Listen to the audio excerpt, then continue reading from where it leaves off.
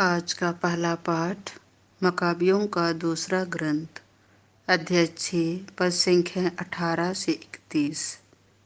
मैं यह अच्छा उदाहरण प्रस्तुत करूंगा कि किस प्रकार पवित्र विधियों की रक्षा के लिए कोई स्वेच्छा से मर सकता है। एलियाजार मुख्य शास्त्रियों में से एक था। वह बहुत बूढ़ा हो चला था और उसकी आकृति भव्य तथा प्रभावशाली थी। वह अपना मुंह खोलने और सूअर का मांस खाने के लिए बाध्य किया जा रहा था, किंतु उसने कलंकित जीवन की अपेक्षा गौरवपूर्ण मृत्यु को चुना।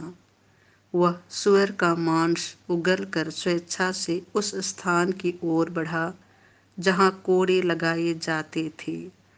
ऐसा उन लोगों को करना चाहिए जिन्हें जीवन का मुंह छोड़कर वर्जित भोजन अस्वीकार करने का साहस है। उस अवैध भोजन का प्रबंध करने वाले एलियाजर के पुराने परिचित थे। उन्होंने उसे अलग ले जाकर अनुरोध किया कि वह ऐसा मांस मंगवा कर खाए जो वर्जित नहीं है और जिसे उसने स्वयं पकाया है, और राजा के आदेश के अनुसार बलि का मांस खाने का स्वांग मात्र करे। इस प्रकार वह मृत्यु से बच सकेगा और पुरानी मित्रता के कारण उसके साथ अच्छा व्यवहार किया जाएगा।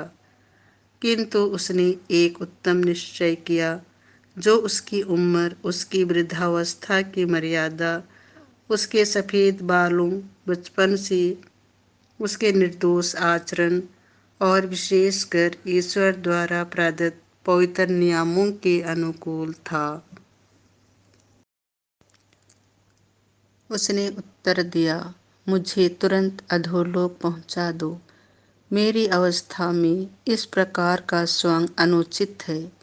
कहीं ऐसा ना हो कि बहुत से युवक यह समझे कि एलियाजर ने 90 वर्ष की उम्र में विदेशियों के रीति रिवाज अपनाए हैं। मेरे जीवन का बहुत कम समय रह गया है। यदि मैं उसे बचाने के लिए इस प्रकार का स्वांग करता तो वे शायद मेरे कारण भटक जाते और मेरी वृद्धावस्था पर दोष और कलंक लग जाता। यदि मैं इस प्रकार अभी मनुष्यों के दंड से बच जाता तो भी, चाहे जीवित रहूं अथवा मर जाऊं, मैं सर्वशक्तिमान के हाथ से नहीं छूट पाता। इसलिए यदि मैं अभी साहस के साथ अपना जीवन अर्पित करूंगा तो मैं अपनी वृद्धावस्था की प्रतिष्ठा बनाए रखूंगा और युवकों के लिए यह अच्छा उदाहरण प्रस्तुत करूंगा कि किस प्रकार पूज्य तथा पवित्र विधियों की रक्षा के लिए कोई स्वेच्छा से और आनंद के साथ मर सकता है। यह कहकर एलियाजर सीधे उस स्थान की ओर बढ़े जहाँ कोड़े लगाए जाते थे। जो पहले उनके साथ सहानुभूति दिखलाते थे, वे अब उसके साथ दुर्व्यवहार करने लगे, क्योंकि एलियाजर ने उनसे जो कहा था वह उन्हें मूर्खता ही लगी। कोड़ों की मार से मरते समय एलियाजर ने आह भरकर यह कहा, प्रभु सब कुछ जानता है। वह जानता है कि मैं मृत्यु से बच सकता था।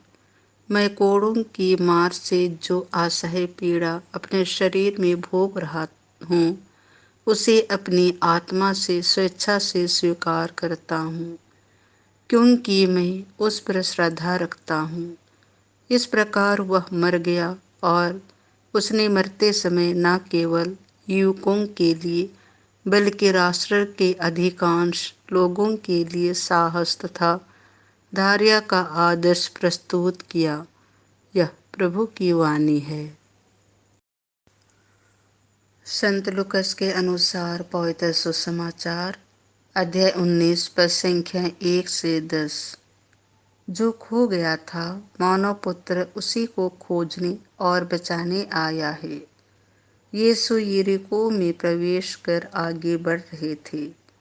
जक्कैयुस नामक एक प्रमुख और धनी नाकेदार यह देखना चाहता था कि यीशु कौन है, परंतु वह छोटे कद का था, इसीलिए वह भीड़ में उन्हें नहीं देख सका। वह आगे दौड़कर यीशु को देखने के लिए एक गूलर के पेड़ पर चढ़ गया, क्योंकि वह उसी रास्ते से आने वाले थे। जब यीशु उस जगह पहुंचे तो उन्होंने आंखें ऊपर उठाकर जक्कैयुस से कहा, जक्कैयुस, जल्दी नीचे आओ, क्योंकि आज मुझे तुम्हारे यहाँ ठहरना है।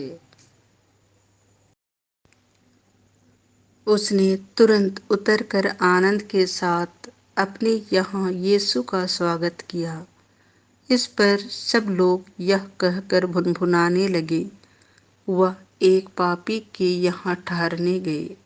जक्कैयुस ने दृढ़ता से प्रभु से कहा, प्रभु, देखिए, मैं अपनी आधी संपत्ति गरीबों को दूंगा, और मैंने जिन लोगों के साथ किसी बात में बेईमानी की है, उन्हें उसका चौगुना लौटा दूंगा। यीशु ने उससे कहा, आज इस घर में मुक्ति का आगमन हुआ है, क्योंकि यह भी इब्राहिम का बेटा है। जो खो गया था, मानव पुत्र उसी को खोजने और बचाने आया है। यह प्रभु का सुसमाचार है।